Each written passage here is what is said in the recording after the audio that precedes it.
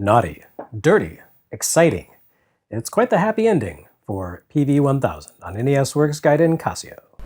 It may be London. Or Paris. Or Rome.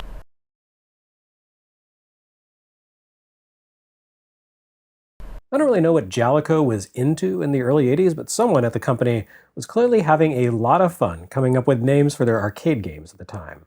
We saw the home port of Pop Flamer over on SG-1000, and here on PV-1000 we have the equally salaciously named Naughty Boy. We are at the end of the PV-1000's run, and I'm afraid we've saved the worst for last. After some pretty convincing takes on solid, even significant arcade releases by Namco, Konami, and Universal, we arrive at Jaleco. Jaleco, the least convincing of the original Famicom 8, dishing out games with middling gameplay, mediocre arcade ports wrapped up in boxes that didn't even have proper art orientation. Literally, Jaleco's library was upside down. You may recall that everything Jaleco pumped out in the early days, and indeed throughout much of its life, was handled by the folks at Tosei. This is not a knock at Tosei. As we've seen, Tosei could do stellar work when given the time and budget that level of output required, something I somehow doubt Jaleco was especially generous about. Rather, I want to put forward the question, did Tosei program these games too? Or did Jaleco do it themselves and fumble the ball so badly here with internal development that they decided to outsource everything to Tosei once they moved their efforts over to Famicom? Whatever the case, you can be certain about one thing. These Jaleco ports are far and away the most unsatisfying games on PV-1000. Even worse than Pachinko.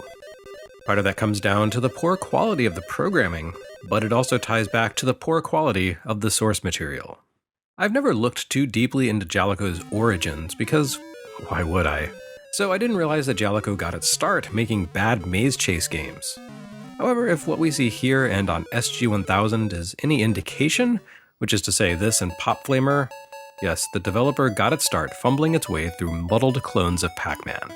As you see here in Naughty Boy, a game that plays a lot like Pop Flamer, but worse.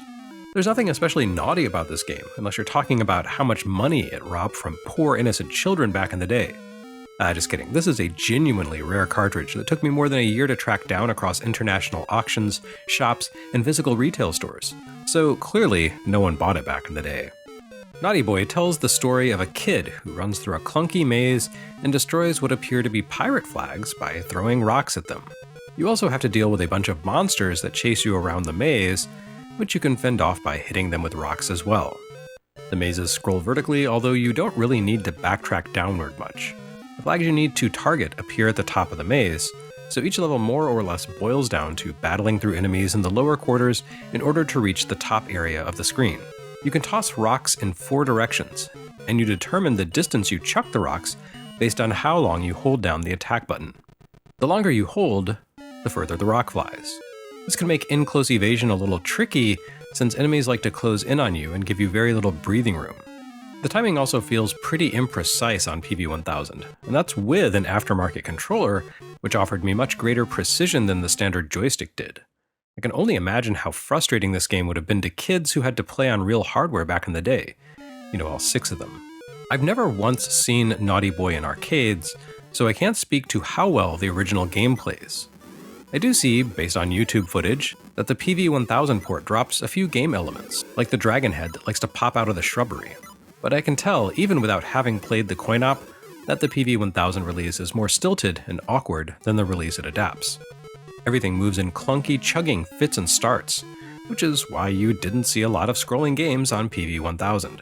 Just as the rigid, incremental movement in Dig Dug undermined that game's PV-1000 port, the shuddering feel of scrolling and character movement here turns this entire experience into something of a mess. The first few levels of play are actually pretty manageable once you get a handle on the controls. The game's programming is so simplistic that everything moves and reacts exactly the same way each time you play. I guess it really is like Pac-Man in that one imperfect way. But then you get to level 4 and the speed kicks into higher gear, the patterns change.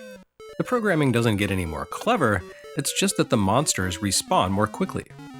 In the early going, clearing out monsters allows you to have run of the board for long enough to clear out the flags unobstructed. Once the speed ramps up though, the monsters respawn before you can finish, forcing you to deal with them while still trying to knock out the flags. Due to the clunky controls, this is actually very difficult. Not that the game gives you any real incentive to continue pushing ahead. Every single level looks and works the same, and the layout and enemy spawn points never change. So you're just moving through the same maze, doing the same things until you get tired of it. Which, it turns out, takes about as long as it takes for the difficulty to become unmanageable. What a handy coincidence. And keeping your eyebrows raised in a questioning way, Jaleco also brings us a home port of Dirty Chameleon. Well, actually, in arcades, this was just called Chameleon. But somehow, in coming home to Casio's console, it became filthy. Miraculously, Dirty Chameleon turns out to be an even worse game than Naughty Boy. You didn't think it was possible, but you were wrong. Dirty Chameleon does mix things up for Jaleco ever so slightly. Instead of being a bad maze chase game, it's a bad combination platform/maze chase game. But one thing remains true to form. It is destroyed by its absolutely wretched controls, which make the game truly miserable to play. As the title suggests, you play a chameleon here. I'm not really sure what about this chameleon is so unsanitary, since the action boils down to avoiding or eating chickens while consuming all of their eggs. Maybe it's the fact that you don't wash the eggs before eating them? Those things come out of the same area of the body as chicken poop, little guy. That's how you get salmonella. The chickens responsible for pooping the eggs are naturally having none of the chameleon's ravenous shenanigans, and go on the attack, fluttering toward the player's character from oblique angles that make them hard to avoid. It's a flight and fight response, which is very scary stuff. These chickens are born fightin' mad, too. The longer an egg sits around uneaten, the more likely it is to hatch into a chicken, which will immediately home in on you for the kill. So how about that? Jaleco is ripping off Joust, too. You, a chameleon, can only defend yourself by running around and eating. A chicken will kill you if it swoops in from above or behind you, but if you can face a chicken on the same level, you can spear it with your tongue and, well, presumably eat it? This is pretty tricky to pull off because the chameleon can only move along the girders, which become increasingly complicated to navigate the further you get into the game. You will not be surprised to learn that the PV-1000's clunky controls really work against you here. The chameleon can only move along girders, and it has to line up on those thin beams precisely in order to be able to switch tracks or change directions. But that's more easily said than done. Most of your deaths in Dirty Chameleon happen while you're attempting to turn 90 degrees in order to evade chickens by moving to a perpendicular path. Most of the time you end up getting hung up on a corner, slightly off-center from a girder in a way that causes you to come to a dead stop. Emphasis on dead. To add to the trickiness, your tongue is both your ally and your weapon, most of the time. But the tongue is also a fickle mistress? If you lash out upward with it, you might be able to snag a chicken, but you may accidentally snag the girder above you, which causes your tongue to work like a grappling hook. You catch the girder and immediately pull yourself up to that higher level. This can be handy for quickly traversing the level, but it also has a tendency to cause you to zip right up to where a chicken patrols, leaving you vulnerable to attack. Note that your tongue works kind of like the zipline in Contra 4 and only pulls you up. It doesn't pull you downward or laterally. And this would be fine if the controls were as good as the ones in Contra 4, but they're generally terrible. But whether it's a case of a lousy underlying game or just a team of programmers who couldn't quite adjust to the quirks of the hardware, the end result works out the same. Dirty Chameleon is a disaster of a game. Well, at least it's not technically the final PV-1000 release. Maybe there's room for redemption yet. And finally, the PV-1000 goes out with a whimper, not a bang, with Excite Mahjong. I mean, yes, they called it Excite Mahjong to make it sound like it's going to be interesting, but it's a Mahjong game. We all know what's up. This is Mahjong. By my reckoning, it's either the world's third or fourth Mahjong console game ever released, following closely on the heels of Mahjong for SG-1000, then for Famicom, then maybe Tomipyuta? Not sure about the timing on that one. And already, it brings nothing new to the table. The best I can say for Excite Mahjong is that it offers both basic and expert modes, though since I've already forgotten the particulars of how to play Mahjong after getting a crash course a few years ago, both are equally impenetrable for me.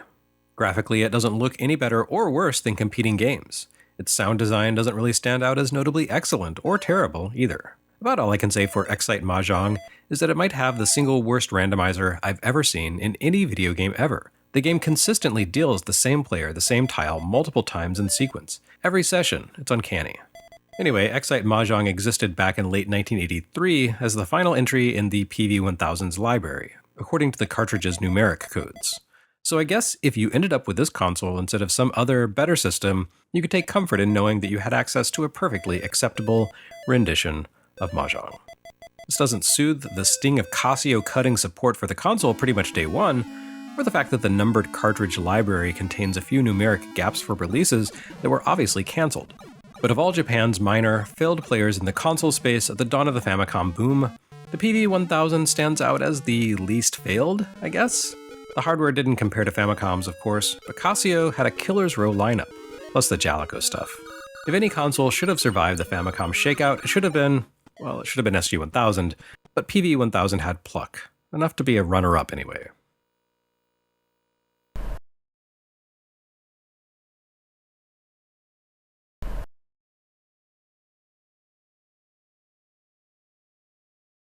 Next time on NES Works Gaiden Casio, we'll see if I can ever get my hands on a working PV-1000 computer to take a look at all those games, but don't count on it.